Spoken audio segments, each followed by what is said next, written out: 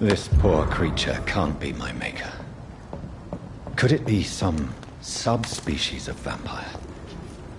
I must find a place to analyze the blood.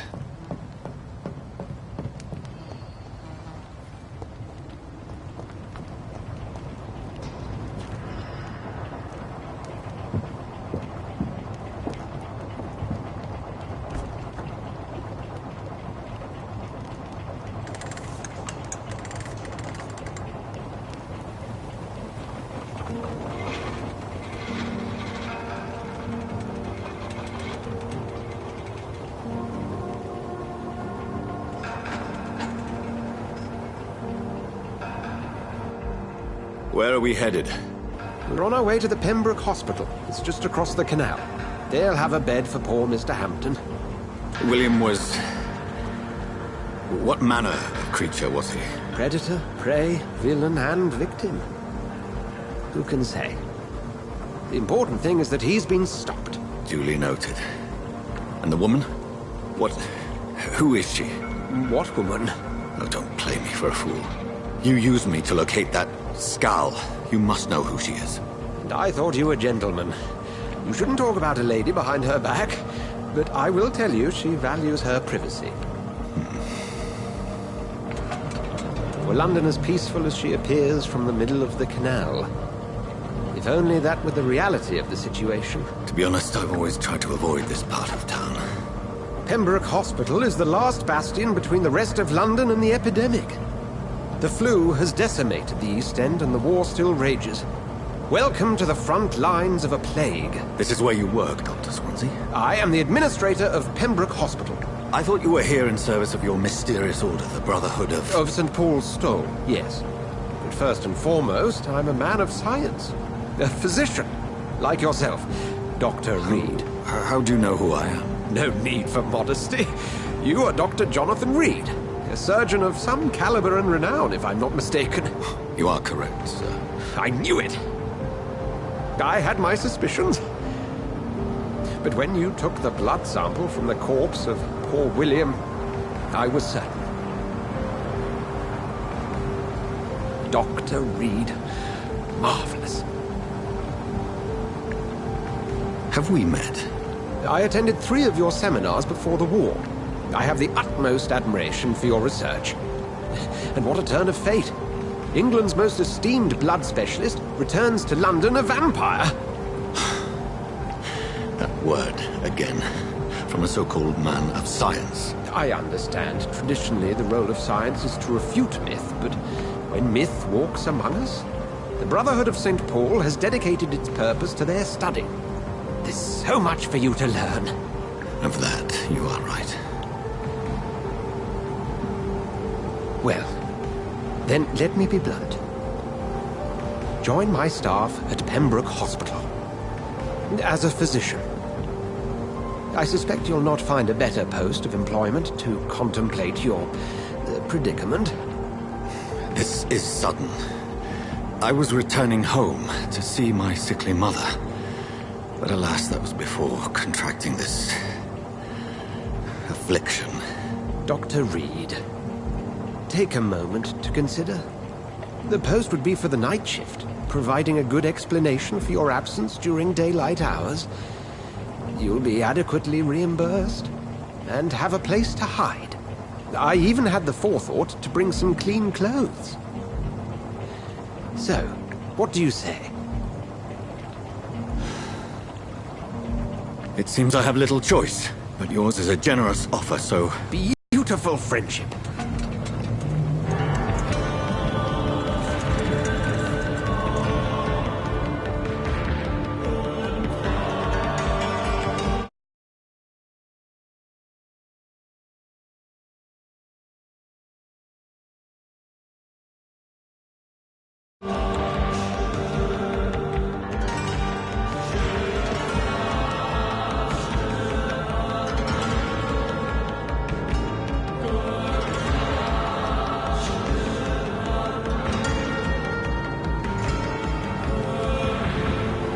Dr. Swansea, thank goodness. I was beginning to be concerned.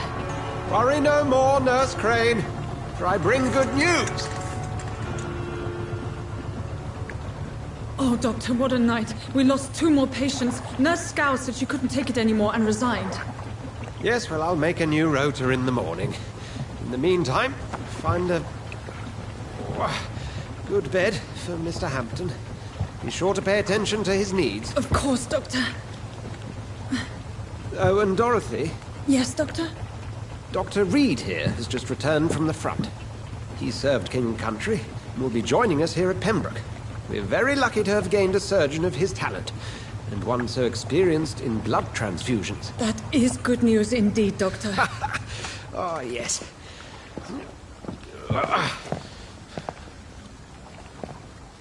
Here at Pembroke, it's not what we have, but what we haven't. It's only thanks to Nurse Crane and the staff that our ship doesn't sink. If you have any questions, just ask her. Duly noted. Thank you. Your assistance is required, Dr. Swansea, immediately. Welcome aboard, Jonathan. We'll catch up after my rounds. I'm coming, Nurse Crane.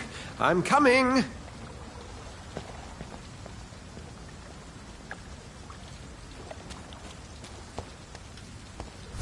I'm sorry, Jonathan. Mr. Hampton needs me right now. It's okay, Jonathan. I'll see you later.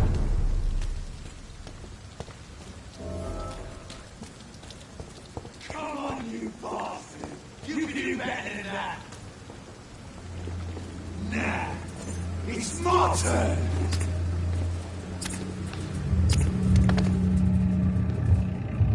Rotten or pristine, each heart contains the seed of life.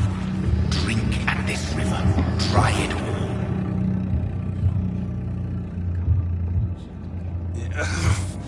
Oh, come on, you bastard! I won't bite! Sir, please. You've lost too much blood. Calm yourself. You think I didn't notice? Stop your staring and get me to an hospital, you arse!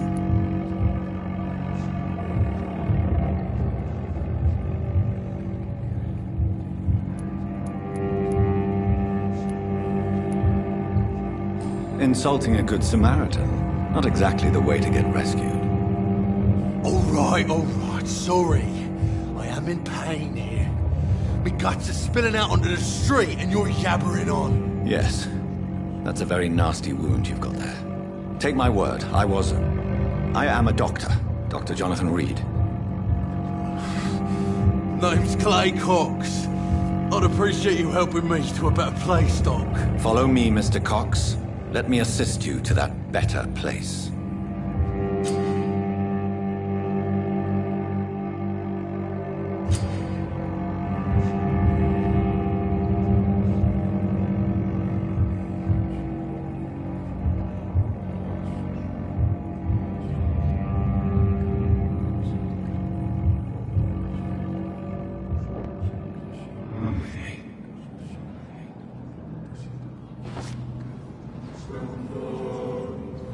Bring this fading light into the shadows. Dance with him the dance of life and death.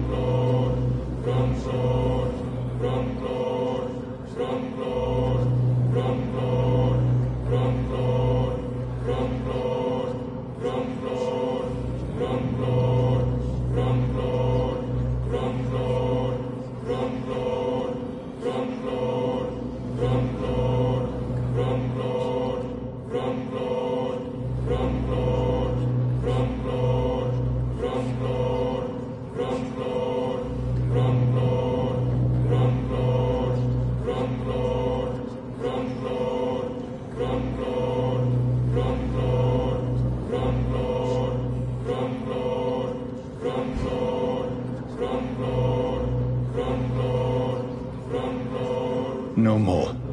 Not tonight. Not like this. I will not take another life.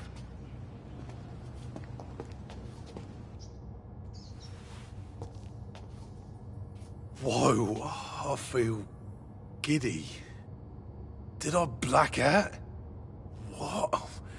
What happened? Whoa, I feel giddy. It is wise for the huntsman to sometimes let his prey go, but no famished hunter can run for long.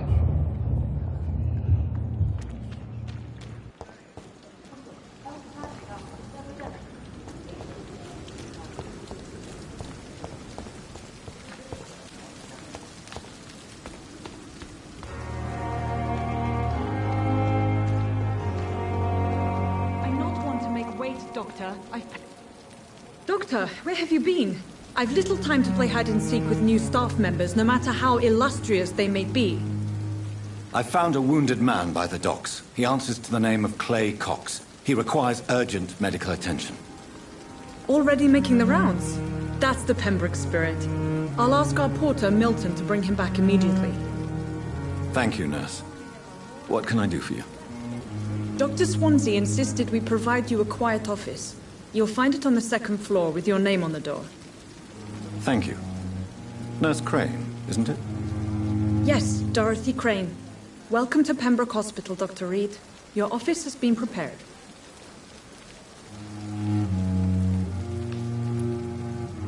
I would like to ask a few questions first.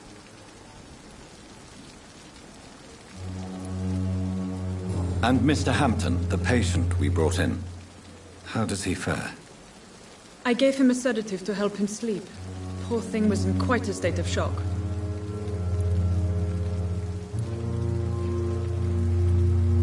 What kind of man is Dr. Swansea? Well, you accepted the job from him. I thought you would have known about your employer.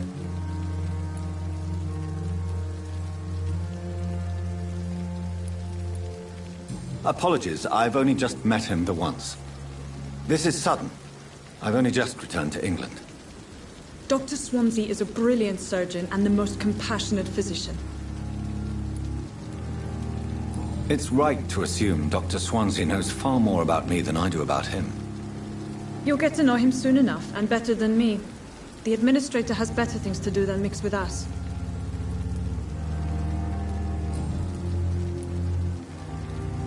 If you could point me in the direction of my room again, nurse. Second floor of the hospital, left after the stairs. It's the last vacant office at the end of the corridor. Thank you, Nurse Crane.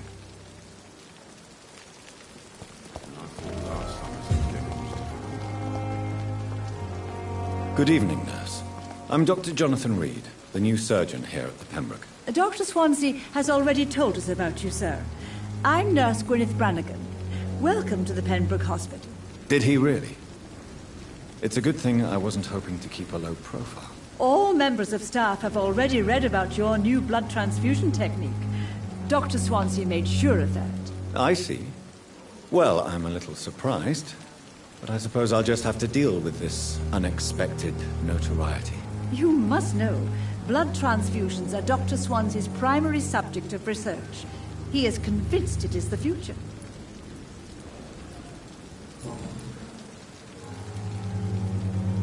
How are things here? Not good, to say the least. We're struggling against an invisible enemy, more lethal than any bullet from a gun. It's hard, Doctor. An invisible enemy? Quite a poetic term for a disease, especially from a nurse. Sorry, Doctor. These last few weeks have been exhausting. We could all do with a good night's sleep. Do you think this hospital can survive the epidemic? We are all volunteers here, and we're trying to hold fast, but how do we beat an invisible killer? Some nurses have already resigned. I'm not familiar with all the staff yet. Perhaps you could help me. Brilliant professionals, most of them. Dr. Swansea has a gift for recruiting talent. Most of them. Is there a problem I should know about, nurse? It would be inappropriate for me to speak ill of a colleague. Is there anyone that stands out? Well, I have never met someone as dedicated as Dr. Tippett. He should be a standard for us all here. If only he were younger. Why should his age be a problem? I guess it's fair to say he's always pushing himself to the limits. He just doesn't know when to stop and get some rest. Nurse Brannigan, if you do know something, please tell me. Anything you say will be held in confidence. No. I may disagree with some conduct, but in the end, everybody is doing their best.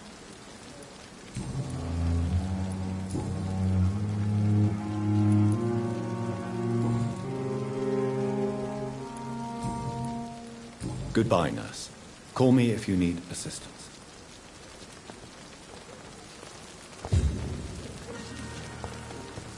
I know we are overwhelmed by this horrifying Good evening, sir. So it is true. The famous Dr. Reed has joined us. I can't think of any better news during these terrible times. Do we know each other? Actually, yes. We met once before, at the Rockefeller University. Professor Carell and his research about coronary bypasses. He had nothing but praise for you. He was also very confident about your future. And look at you now. Eminent surgeon and blood transfusion specialist.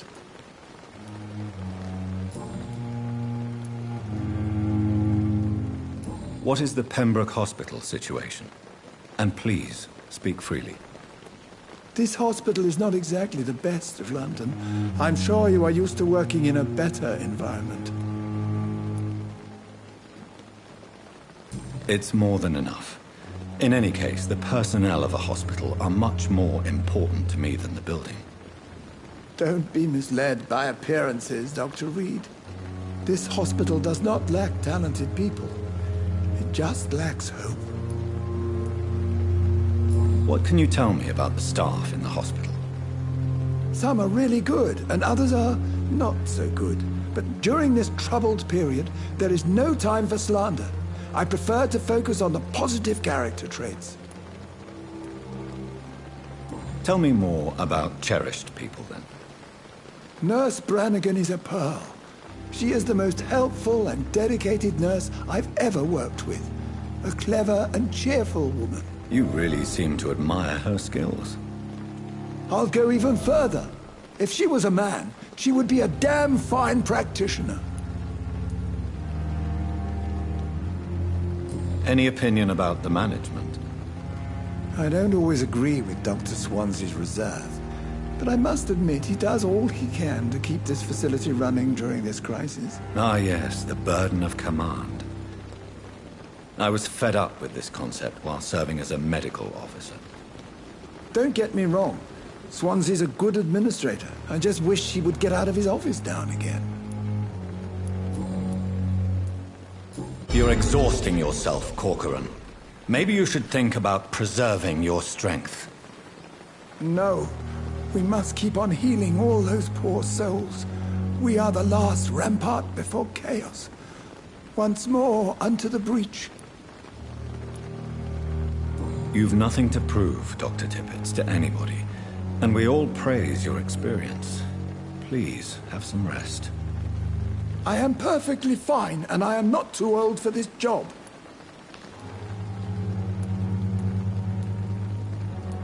You're exhausting yourself, Corcoran.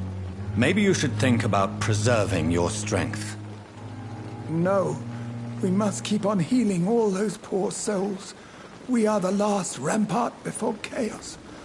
Once more, unto the breach. You've nothing to prove, Dr. Tippett, to anybody. And we all praise your experience. Please, have some rest. I am perfectly fine, and I am not too old for this job.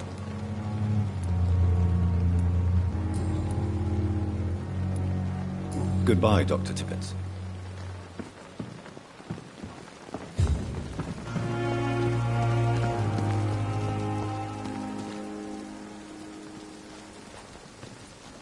Good evening, sir. I'm Dr. Jonathan Reed. I'm new here. I've already heard about you, Dr. Reed. I'm Milton Hooks, the ambulance driver for this shithole of a hospital. That's quite a blunt introduction, Mr. Hooks. You can call me Milton. I like to speak my mind, Dr. Reed. Perk of the job. Don't judge me, and I won't judge you. I'm not sure I understand what you're talking about. Well, I'm no doctor, but I'm pretty sure a gun can't be used as a surgical instrument. You have a keen eye. I learned to shoot during the war, and have carried one ever since. Old habits die hard. No need to explain, Dr. Reed. And if you ever need a better gun, remember, I may have something for you.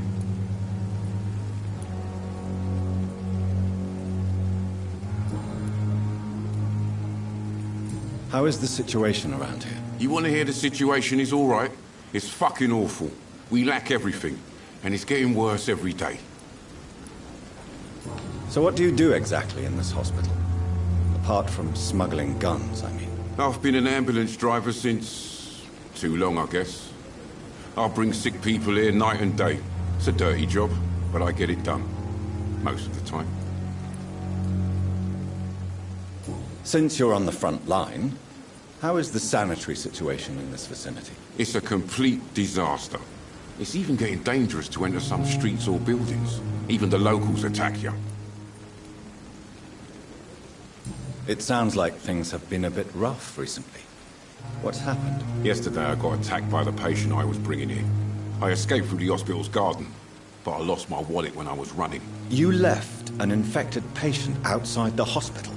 That's incredibly dangerous. Go there yourself if you want, but be careful, Doctor. I'd rather not bring your dead body back.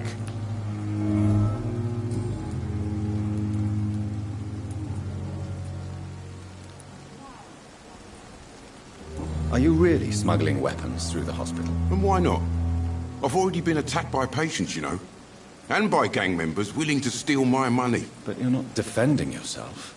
You're selling guns to civilians. You keep people alive your own way, Doctor. I offer them another way to protect their health.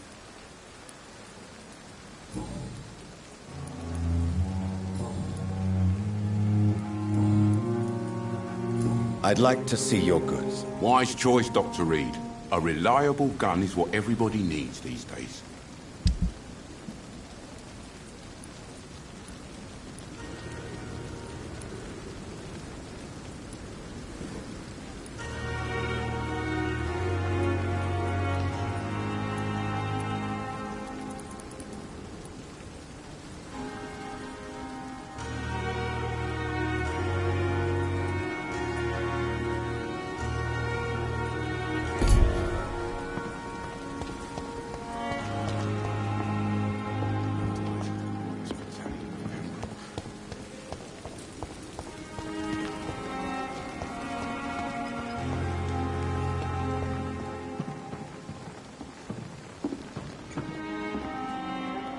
Good evening, Nurse Brannigan. Good evening, Doctor. Goodbye, Nurse. Call me if you need assistance.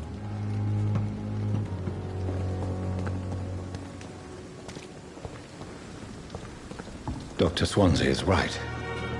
This place seems perfect to conduct my research.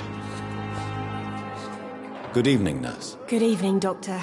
I don't think we've been introduced yet. My name is Pippa Hawkins. And I'm Dr. Jonathan Reed. Dr. Swansea has recently offered me a position in this hospital. Well, it's a euphemism that your help will be appreciated, Doctor.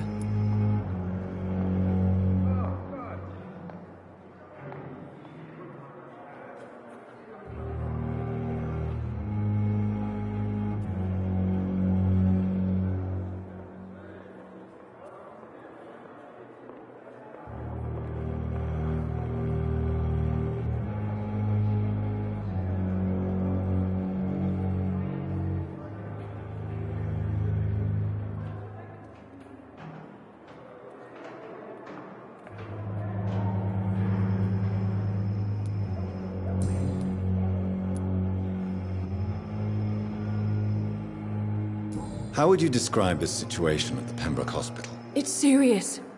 The flu is wreaking havoc amongst the staff and patients. We are running out of everything.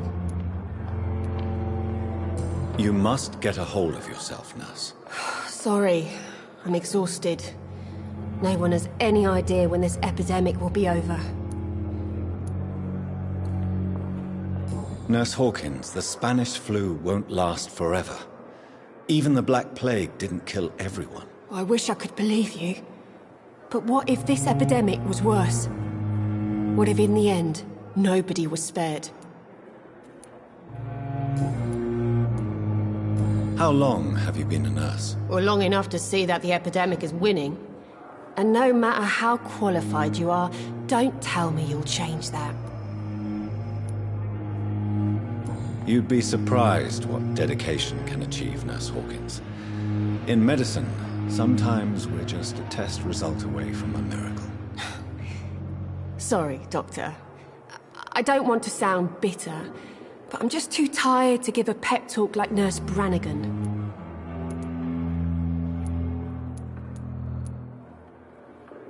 How is the Pembroke staff coping with the epidemic? Well, not well. Milton, the ambulance driver, is even more grumpy than usual, especially concerning doctors. Why is Milton grumpy on a daily basis? Is it just an act? Milton's not the kind of man who's bothered about a bad reputation, whether he deserved it or not. Why does Milton dislike doctors? I don't know. Just ask him. But be warned, Milton is not the chatty type.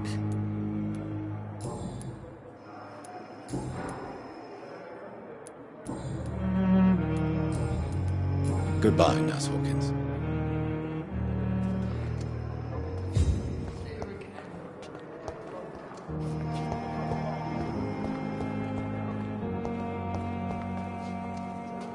Good evening, miss. I'm Dr. Reed, the new surgeon at the Pembroke Hospital. And who are you? Your name has no meaning to me, mortal. You're nothing but dust blown by the winds of eternity. I beg your pardon? What are you begging for, mortal? My clemency? Well, tonight maybe I'm inclined to mercy. You'll never forget the night you met Thelma Howcroft. You keep calling me mortal. Why is that? And if I'm mortal, what are you? Well, Dr. Reed, if you must know, I'm a vampire.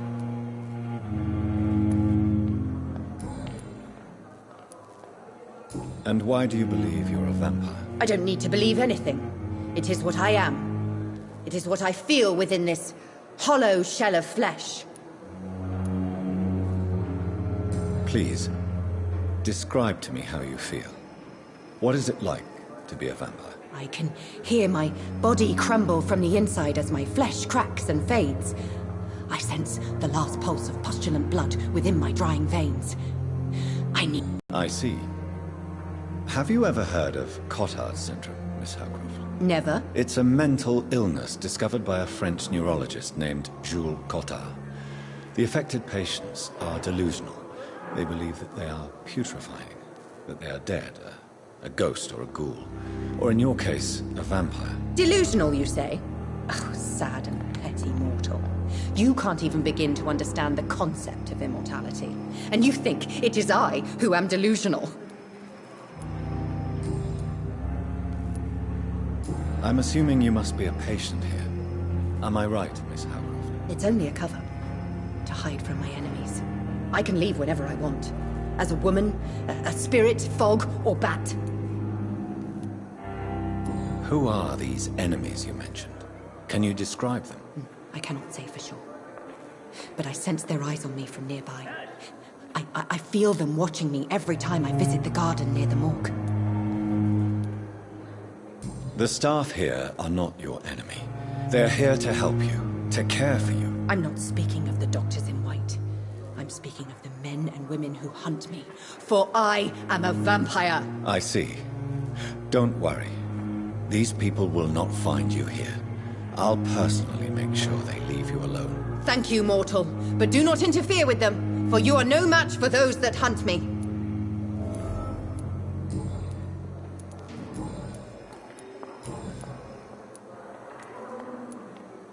Who are you really, Miss Howcroft?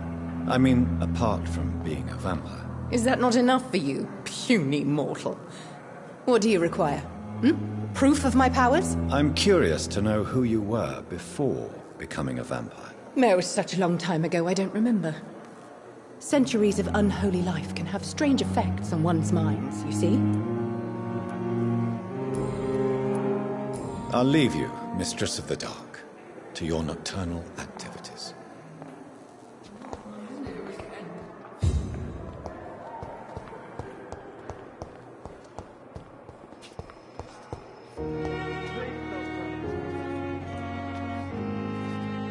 Good evening, Nurse Hawkins. Good evening, Dr. Reed. Goodbye, Nurse Hawkins. Good evening, sir. Can I help you? Unless you're here to fix my face. No.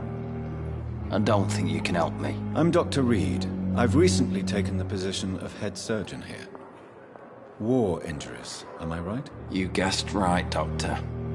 German shell took my pretty little mug right off. But they still call me Thomas Elwood.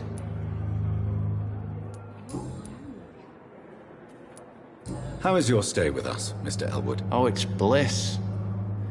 I just escaped death in the trenches to be surrounded again by the moans of the dying. Can I ask you precisely why you're a patient here? It's the pain, sir. The drugs don't work. It just hurts under the scars, if you get my drift. Can I do anything for your pain? Nurses gave me a bunch of pills. No effect. Told you. It's like the flames are under my skin, burning away. Who is treating you? Is someone in particular looking after your case? Nobody since the old and tired doctor spoke to me. Started to think I was forgotten about. Wouldn't blame you. You don't seem worried by that. My face hurts so much more when I smile or cry. I've learned it's easier not to speak. But be assured I'm smiling inside.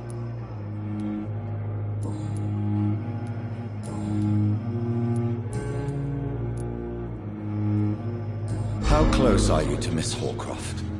Are you aware that she thinks she is a vampire? To wait for her next nibble is the best reason to stay here. Every time she approaches my bed, she treats me like something tasty.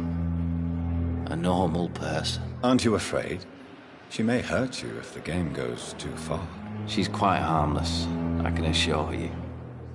Her head's broken inside is all. While I'm busted on the outside. But she's still beautiful. Living proof that there's hope for me. So do you let her bite you? You know that's not sanitary. And why not? She's only supping a few drops of me blood. And the pain, it's real for once. She could decide to bite less willing patients. Then it's another good reason for me to stay here, Doctor. You do realize she's mentally disturbed. It's called the Cotard syndrome. She truly believes she's a vampire. In her madness, she never refers to my scars. And frankly, if I could, I'd join her world. It seems much more fun than the real one.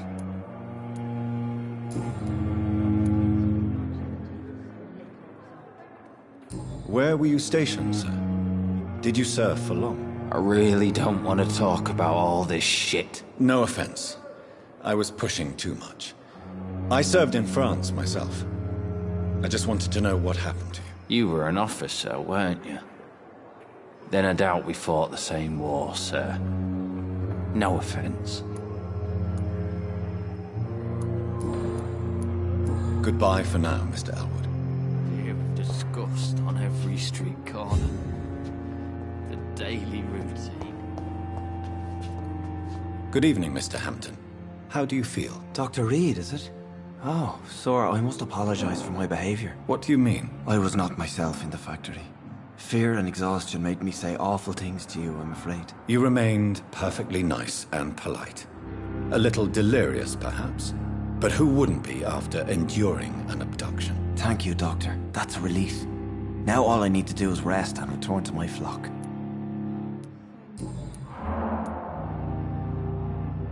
How did you end up in William Bishop's den? I had received alarming news about his recent behavior. I went to his place and he refused to let me go. Why did he abduct you? William was an alcoholic. His addiction suddenly changed to blood. I don't know why.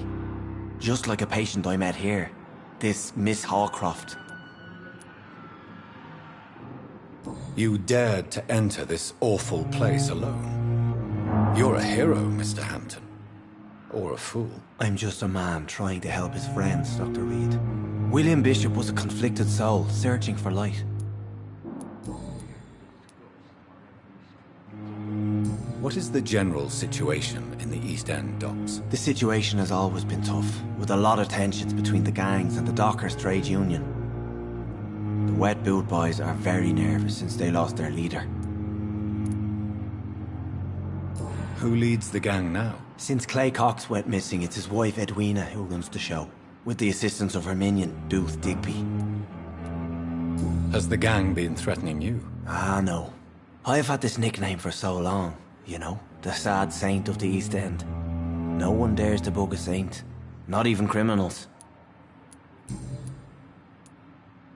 Do you know Tom Watts, the bartender from the Turtle? I met him before I found you in the canning factory. Tom? Yes, of course. Always the helping hand, good old Tom.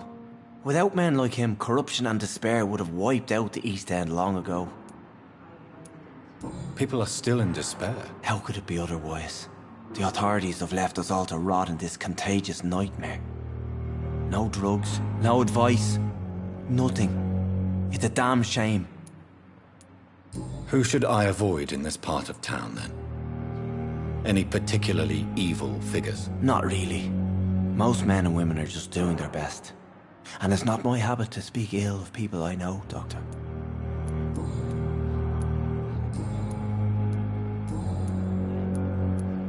What do you do for a living, Mr. Hampton? I can't help but notice the cross around your neck. I manage a night asylum for the poor and homeless of the docks. And I try to guide the lost and hesitant on the right path to our Lord. Are you a priest, Mr. Hampton?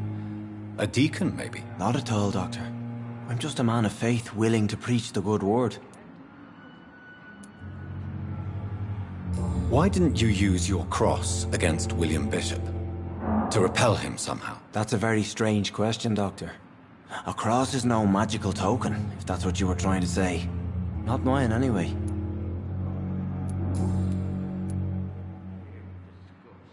Have you made friends since you arrived? Not really, but I recognize Miss Harriet Jones. I knew her when she lived by the docks. That poor woman had such a miserable life. You never came to see her here at Pembroke? Receiving visits when sick can be an important part of the healing process, you know. We're not just bodies. You're preaching to the converted now, Doctor. To be truly honest, I thought she was dead. She left the docks many months ago. How do you feel, Mr. Hampton? Medically speaking, I mean. I feel exhausted. Beyond exhaustion, actually. William drank so much of my blood in his madness.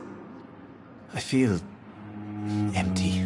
You're in good hands, or he'll take the best care of you. Thank you, sir. I believe all I need is rest. And then I can go back to the people who need me. Goodbye, Mr. Hampton. We'll talk again later.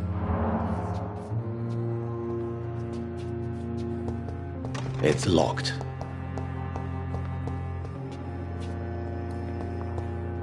Fear and disgust on every street corner.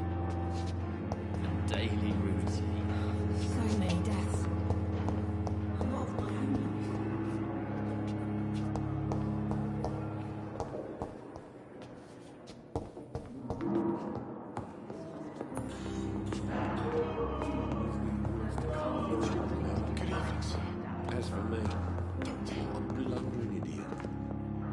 Good evening, Doctor.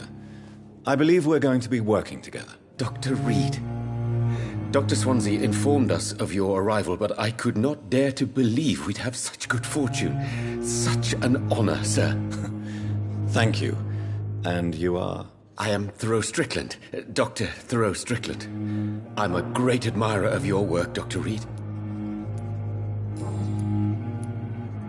Please, could you tell me something about yourself? I'm a great admirer of your work concerning blood transfusion, Dr. Reed. I run my own experiments. I'm convinced it's the future. What made you choose to be a doctor? I'm not ashamed to admit you and your work have inspired me. I am honored to have the opportunity to work by your side. It's always a pleasure to share scientific and medical knowledge with someone eager to learn. I'll be glad to help you if I can. This epidemic may be the century's most terrible disaster, but I'm convinced that we, as doctors, are the only ones able to defeat it. I based my technique on my mentor's research. He helped me perfect my method. What is yours? I'd rather not talk about it. For now, it's just theories and first approach. My process is purely experimental and unsuccessful. As long as you're cautious and methodical, you may remain empty-handed, but you won't fail. You're not the first one to warn me, but I am convinced knowledge is the main weapon against the ravages of this epidemic. What can you tell me about the Pembroke? Well, it has always been an honor to work with Dr. Swansea. But with your arrival, I can't think of a better opportunity to learn about blood transfusion. You seem quite optimistic. It's a rare and precious attitude in these difficult times. I'm convinced that this epidemic is a test of endurance and dedication for us men of science. Questions remain about our capacity to resolve the situation. True. Last summer, during the first wave of the epidemic, I used to joke with Milton about the extra work. We're not smiling now. Do you need help with anything in particular? Well, yes, maybe. I'm waiting for a batch of products I ordered for my personal research, yet my supplier seems to have vanished. Do you want me to play the errand boy for you? Oh no, Dr. Reed. But if you went personally to his shop, what with your reputation and all, he wouldn't dare to refuse the products I need. I see. Well, give me the address, for I may pass by if I have time.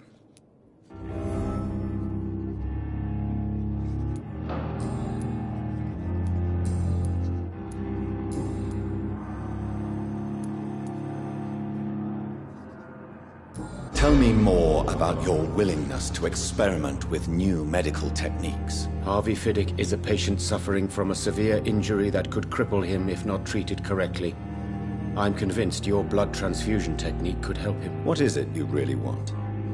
To save him, or to prove your point? Fair question. I want nothing but to save my patient, Dr. Reed. Especially since I know Mr. Fiddick's story. This personal involvement could also appear to be a lack of impartiality. You must know that a good surgeon must remain neutral. I agree. But that does not excuse Dr. Ackroyd's behavior, a man who did not even take time to converse with his patient. Do you think keeping his distance was a mistake? All I know is that I'm taking care of human beings with desires, hopes, and fears. Not some biological machine comprised of blood, bones, and flesh. Tell me Mr. Fiddick's story. Our first diagnosis was compromised because Mr. Fiddick lied to us about the real origin of his injury. He first claimed it was an accident. But why would he hide such crucial information from us? Because he is a proud father, ashamed of putting his children at risk because of his own negligence.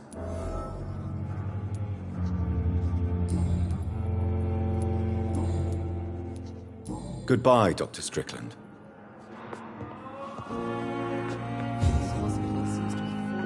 What can I do for you, Doctor?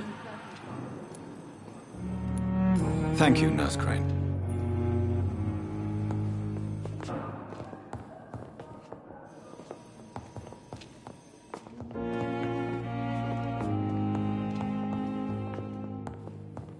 So many deaths. Still, I will not let you down, Bob. Sure, we're making a difference. Good evening, sir. Good evening, madam.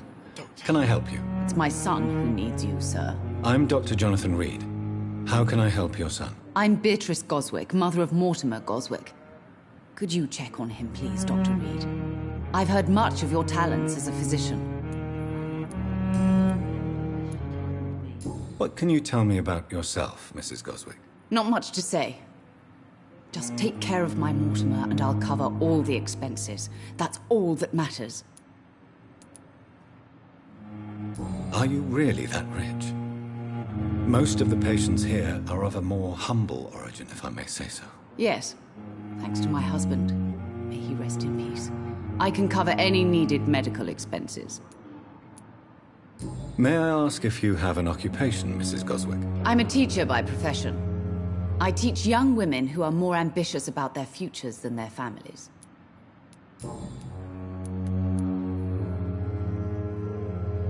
What do you think of your reception here? Any complaints? I have had the uttermost reservations about this hospital since we arrived. But we had no other choice, considering the state of emergency. Is there something in particular that's bothering you? Some of the staff were not especially welcoming. I suspect they're not accustomed to dealing with patients of such social standing.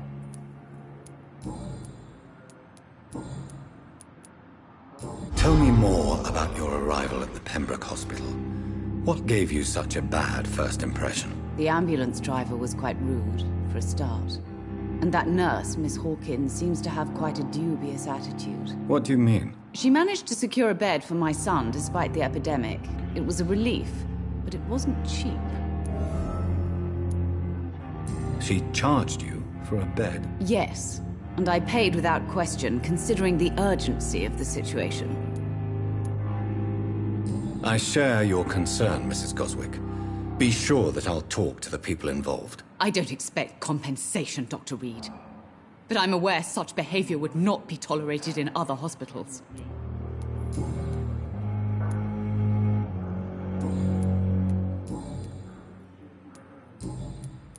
Goodbye, Mrs. Goswick. Good evening. I'm Dr. Reed. Can I help at all? No. Really? Why are you here, then? I don't want to talk. My throat hurts too much. I suppose that this pain is the reason you're here. Is someone taking care of you? Yes. And no. Could you at least tell me your name, sir? Mortimer. Mortimer Goswick.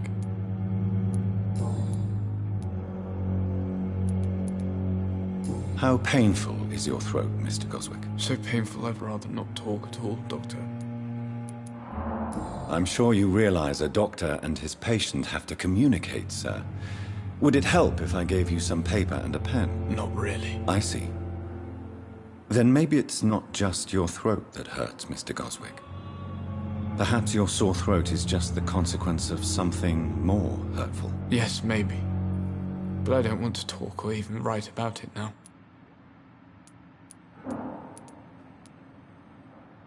Why did your mother have you hospitalized here? She seems convinced this is a bad hospital. My mother just wants the best for me. She won't rest while I'm here. She'd go all the way to hell and back to help me. Pembroke Hospital may look unorthodox, but rest assured you're in good hands here. It's not me you have to convince, Dr. Reed. It's my mother. Is your mother bothering you? As your doctor, I can ask her to leave you alone if you would prefer. That's tempting, Doctor. But you have no idea what my mother is capable of. She would tie herself to my bed if you asked her to leave.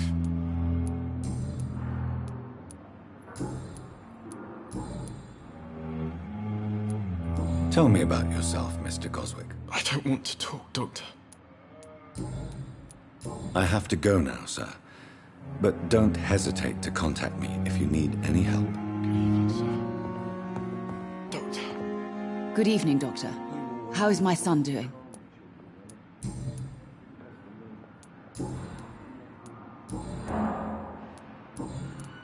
Goodbye, Mrs. Sweet girl. Reads me like a book. I never could keep anything from her.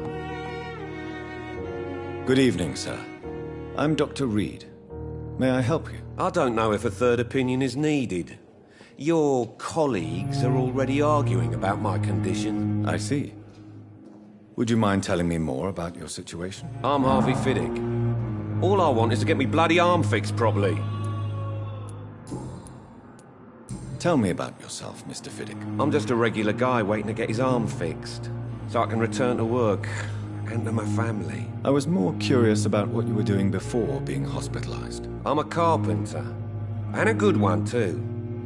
But that means I need both arms to feed my family, Dr. Reed. Tell me about the doctors who are arguing about your case. Strickland and Aykroyd. They both want the best for me, but there's a lot of pride there. Doctors are no different from carpenters, it seems. What do you mean? I often had professional arguments with rivals on a building site. Difference is, I disagreed about wooden nails, not flesh and bones. Are you satisfied with your treatment here? Well, it's clear that I've chosen a bad time to be injured. Forgive my bluntness, but you seem overwhelmed by cases of the flu. I won't lie to you about it. I'm afraid we are. Are you sure you don't want to operate yourself, Dr. Reed? I have the feeling you're very capable. And your colleagues seem to think so too. In other circumstances, you would be right. But for now, I don't think I can take on the responsibility. My apologies.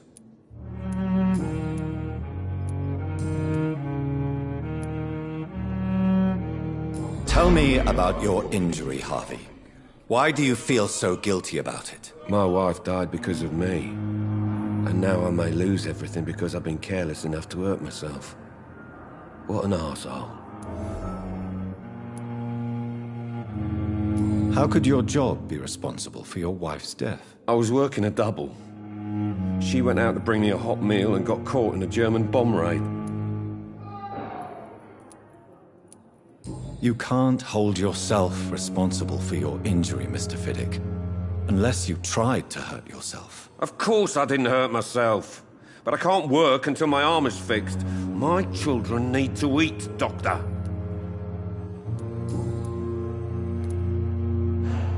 Tell me more about the death of your wife, Harvey. 1915. I was in the army.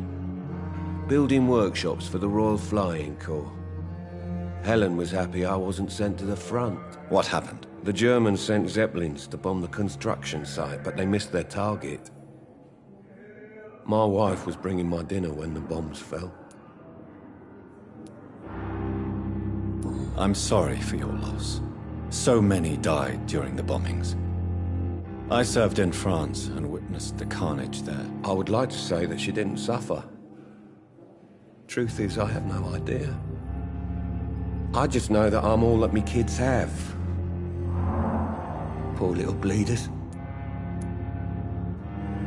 How are your children after losing their mother? They were smaller then. The only good thing about this is my Helen didn't bring them with her that night.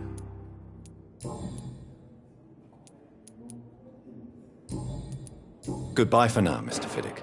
I'll see you later. I will not let you down, my boy. Good evening, sir.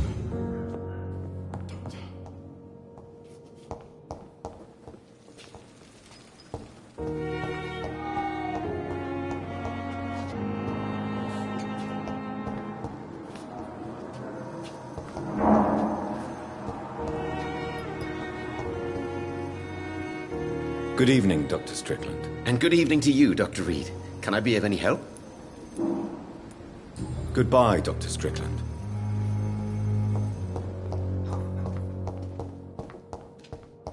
always knew the words to calm the children, Helen. As for me...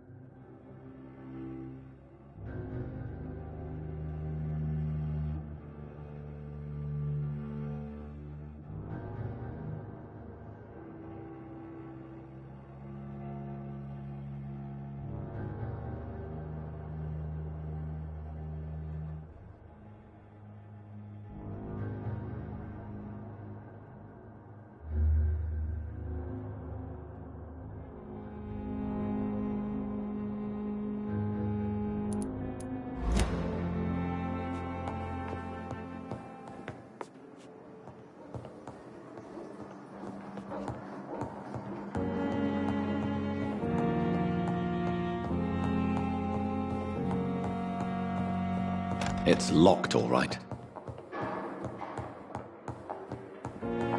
Not now. Please come back later.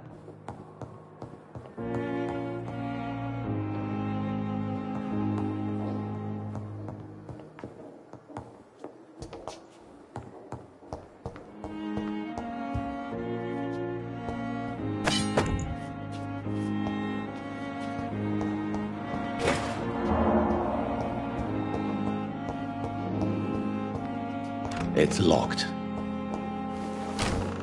This must be the place. It's definitely away from prying eyes. Relegated to the shadows. A kingdom of my own. At least I won't be sleeping in a coffin.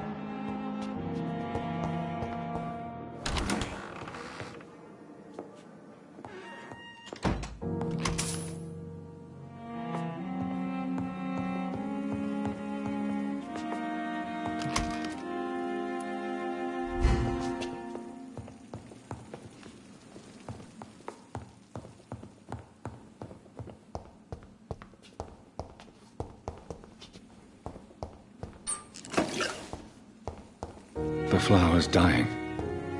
It needs water.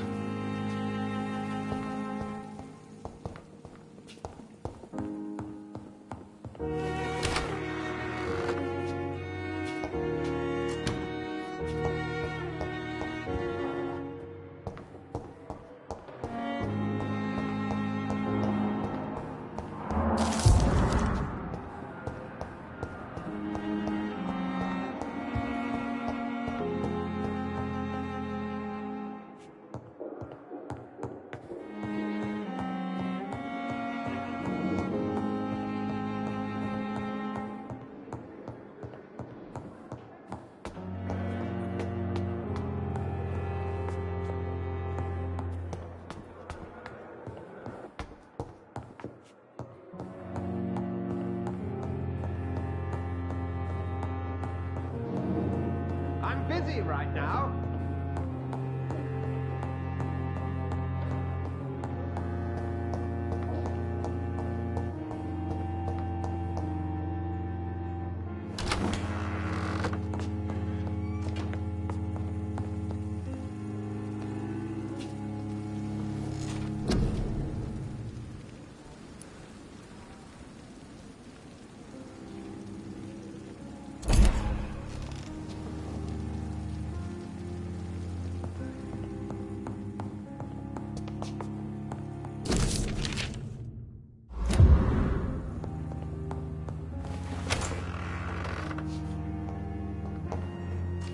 It's locked, all right.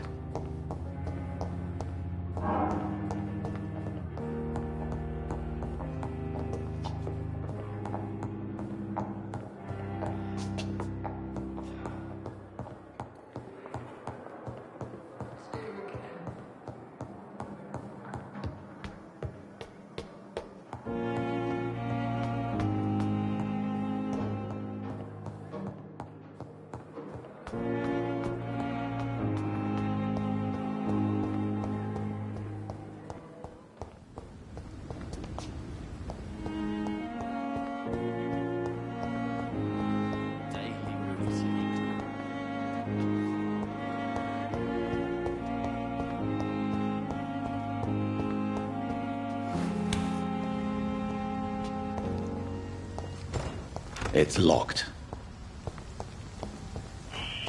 Scowl voices in the garden. I should investigate. If they were to find somebody,